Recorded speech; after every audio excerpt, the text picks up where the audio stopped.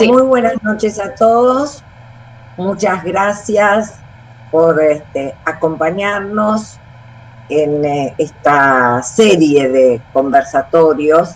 Es un conversatorio de todo el año, cada 15 días, en el cual me siento como muy honrada de dirigirlo por la suerte que he tenido de los colegas que me acompañan.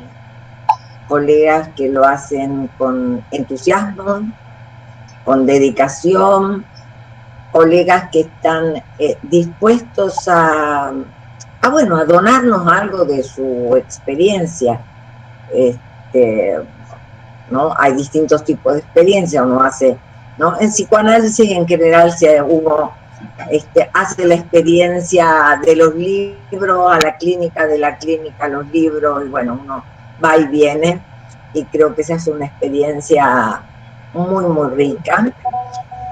Y nuestra invitada especial, a quien quiero saludar particularmente, Claudia Patricia Cardoso Cifuentes, bueno, nos va a ofrecer algo muy interesante respecto de el psicoanálisis y las letras, el psicoanálisis, la literatura, el psicoanálisis y la poesía, el psicoanálisis y la expresión escrita, que me parece un tema muy, muy rico, y ella alguien, como muy, muy autorizado a poder hablar sobre el tema.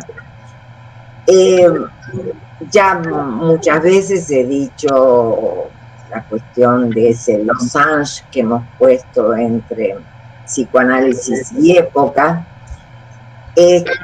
Ya no voy a explicar el losange, pero sí en todo caso voy a poner sobre el tapete nuestra intención continua, que es la de tener en cuenta la época, ¿no? De tener en cuenta que tanto Freud a lo largo de su vida ha tenido en cuenta la época, como Lacan. Y en ambos, de distinta manera, quizás en Lacan un poco más explícito, la cuestión de que un psicoanálisis es necesario que se mantenga a la altura de la época. Y es una recomendación al psicoanalista. Entonces, bien, nuestra intención es esa, no es solamente de revisar teoría, sino de poder como pensar algo desde nuestro aquí y ahora, desde lo que estamos viviendo, de distintas alternativas. No nos hemos encerrado en el COVID. Algunos hablan de COVID, otros no necesariamente. Y sobre todo porque sabemos muy bien, y creo que Alejandra Porras fue la que se refirió al tema, si uno está muy enfrentado a la cuestión del COVID, pues tiene dos defensas psíquicas, que cada una se trae lo suyo, y es o la defensa melancolizante, ¿verdad? O la melancolía o la paranoia. Entonces, bueno, paso a paso. Bien, me acompaña siempre Olga Mater, a quien le estoy muy agradecida por coordinar este espacio. Ella va a hacer la presentación formal de Claudia. A Claudia también estoy muy agradecida, no solamente por su conferencia de hoy, sino también por la colaboración que continuamente presta para que este conversatorio y otras actividades de la Fundación Praxis Freudiana se puedan llevar adelante. Bien, les dejo, yo cierro mi micrófono y le dejo la palabra a Olga. Muchas gracias, Amelia. Buenas noches, buenas tardes. Claudia Patricia Cardoso Cifuentes es colombiana. Nació en Guateque, Boyacá, pero pasó parte de su infancia en Nocaima, Cundinamarca y posteriormente se traslada con su familia a Bogotá. Poeta de vocación, estudió psicología en la Universidad de Santo Tomás.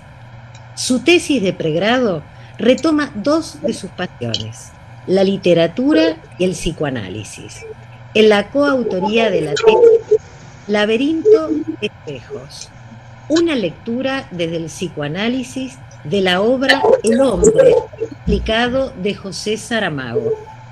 Después de estudiar psicología, trabajó en diferentes organizaciones educativas como psicólogo. Se desempeñó como coordinadora y directora de diferentes proyectos con jóvenes y docentes. Como decana de la Facultad de Ciencias Humanas y Sociales de la Universidad de Cundinamarca, tras 12 años de labores en el ámbito educativo, llega a la Corporación Universitaria Minuto de Dios, donde crea el semillero de investigación desde el psicoanálisis, llamado Síntoma, Sujeto y Lazo Social, y empieza un recorrido de investigación que le ha permitido explorar la realidad social de su país. Ha participado como co-investigadora en la investigación Las escuchas desde uno, el psicoanálisis, una propuesta interventiva e investigativa en universidades de Bogotá, en la que se explora por las prácticas profesionales de psicología en algunas universidades del país.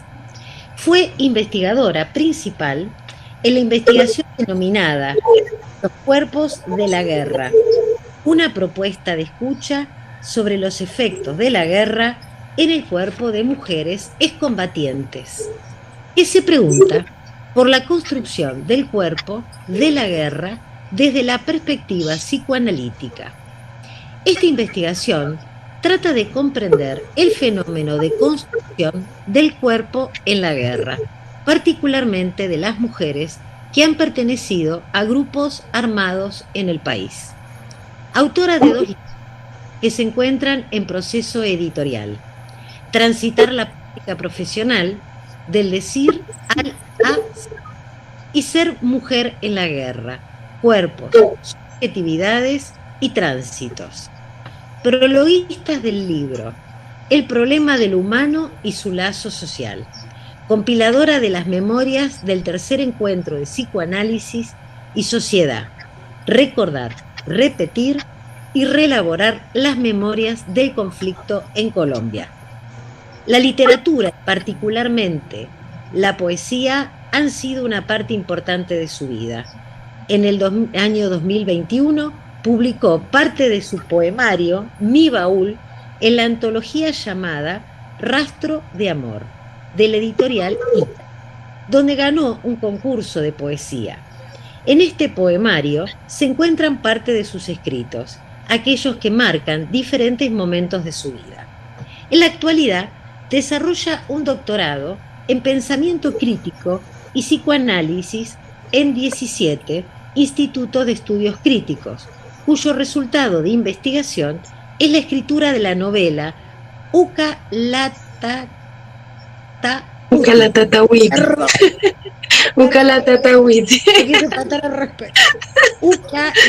Prometo que voy a aprender.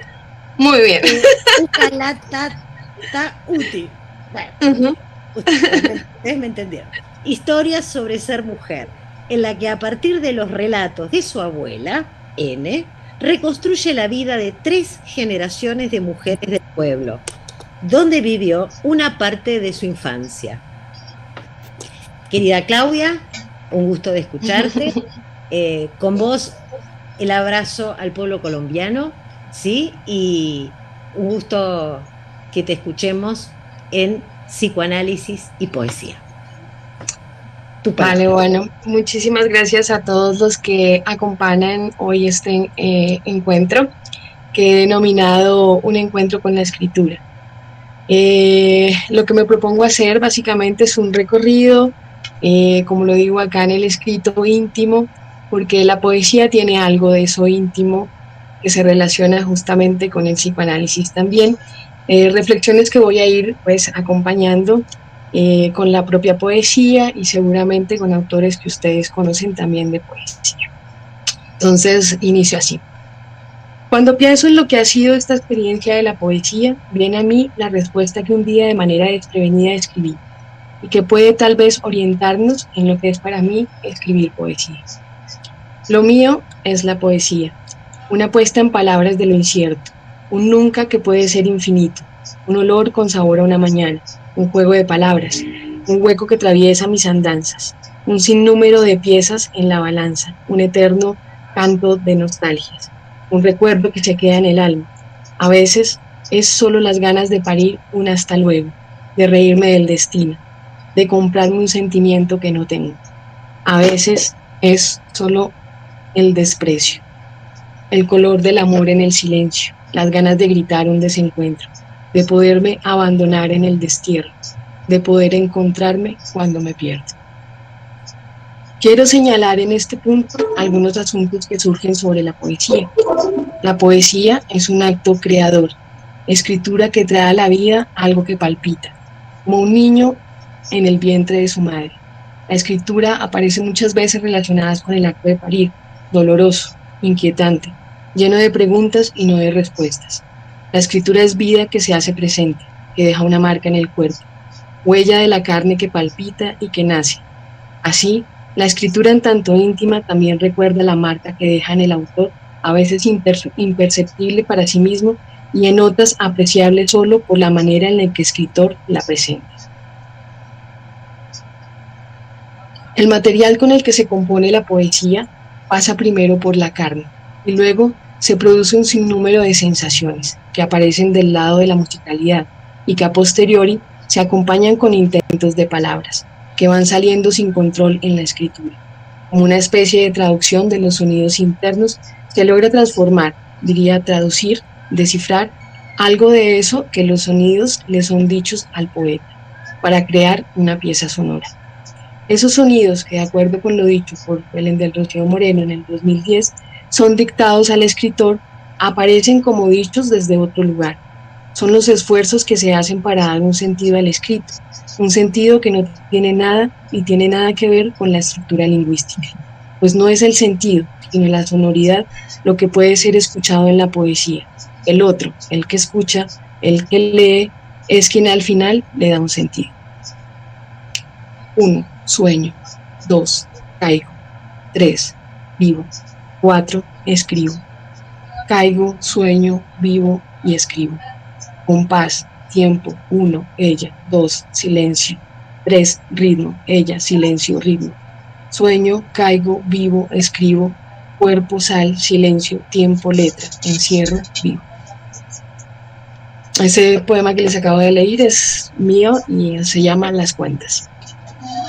La letra, esa que se escapa de la pluma de quien lo escribe, sale de forma que se ancla en el corazón, que permite crear, creer, lanzarse en un viaje misterioso, un viaje del que hacemos cuando escribimos y al que nos trasladamos cuando es lo amoroso, la muerte, la incertidumbre o la incompletud la que nos acompaña.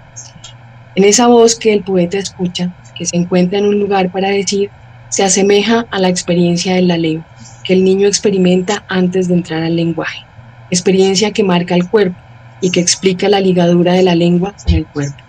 La inocencia primera, el despertar al lenguaje, eso que surge en lo escrito como una posibilidad de decir o imposible de decir. Creo desde mi experiencia que la poesía es una forma de construir, una manera de hacer eso o de hacer algo con eso que aparece en esa voz. Tal vez es lo que compartimos con la lengua, con el susurro, con la melodía que tal vez trata de escribirse y que está del lado del ritmo, de una música que acompaña la escritura del poema y que del otro lado sería como la voz del poema, la voz que el poeta crea, su propia voz. La voz que se escribe no sabe de horarios, no escribe de madrugada, cuando le viene de golpe, en el bus, mientras camina o mientras duerme. Hay una necesidad imperiosa de decir, de poner esas palabras. Bellesi, escritora argentina, lo expresa así. Esa pequeña voz del sueño o de la vigilia más atenta que la idiota de la familia escucha. Los ojos fijos en la gloria de las formas, intenta traducirla con las mismas herramientas inocentes del vulgo, pero la engola a veces, la encierra, y no deja que la grácil melodía pueda fluir por donde quiera. Escribe a destiempo, y se dice medio diciendo. De ahí que lo que a veces se puede encontrar en el escrito poético remita también a ese intercambio de significantes que sonoros nos devuelven la posibilidad de decir lo indecible.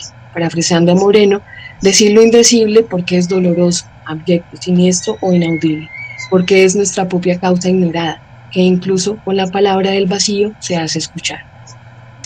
¿Qué hay en el vacío, amor, más que la sutileza de los silencios tuyos, o más profundo que la cosa oscura, que la morada de quien nos dice de tus besos sordos? Se llama El vacío de amor y terminamos. Quisiera detenerme en el vacío, que tal vez nos lleve a pensar algo más, por esa vía de la poesía.